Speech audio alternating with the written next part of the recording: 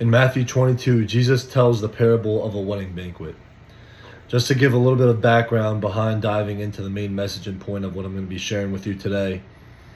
Starting off from verse 1 to 9, Jesus tells the parable of the kingdom of heaven, comparing that to the king hosting a banquet for his son.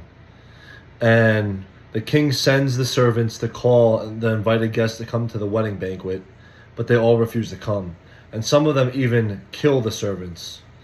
This is kind of relating to people that reject God's invitation to them, and going back to how God opened up his invitation to everyone who wanted to hear the good news. Not even just the Jews, but also the Gentiles. Now diving into verse 10, it says, "So those servants went out on the roads and gathered everyone they found, both evil and good. The wedding banquet was filled with guests. When the king came in to see the guests, he saw a man there who was not dressed for a wedding. So he said to him, 'Friend, how did you get in here without wedding clothes?' The man was speechless. Then the king told the attendants, 'Tie him up hand and foot and throw him into the outer darkness, where there will be weeping and gnashing of teeth. For many are invited, but few are chosen.'" So God extended the invitation to all, and a bunch of people wound up showing up. The wedding banquet was full, but in particular, the king saw this one person who was at the wedding but wasn't in the wedding garment, wasn't in the right proper clothes. And the king calls him out and saying, "Why are you here?" Or "How did you get in here without the wedding clothes?" Basically, this is Jesus saying how this person showed up when God called to invite him, but he showed up with faith and not with works.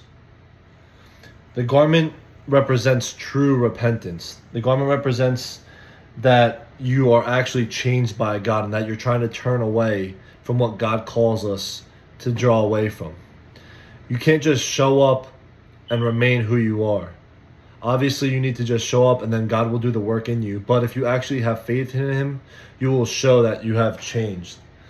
And like it says many times in the Bible, faith without works is dead. You need faith and works. And the works comes by having that true faith in God and knowing that he could change you.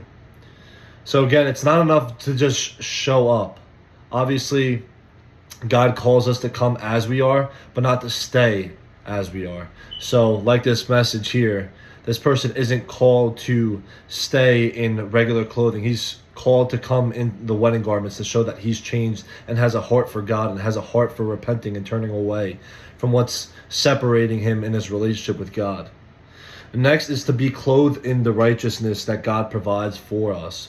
God provides us with everything that we need, and he says in the Bible that he won't present a challenge that we can't take control of and can't surrender to him, and that we can't beat. So be clothed in the righteousness that God provides. Take advantage of all these things that he's given us to be able to grow in our relationship with him and not stray away from him. And last, that main message that I talked about was faith and works.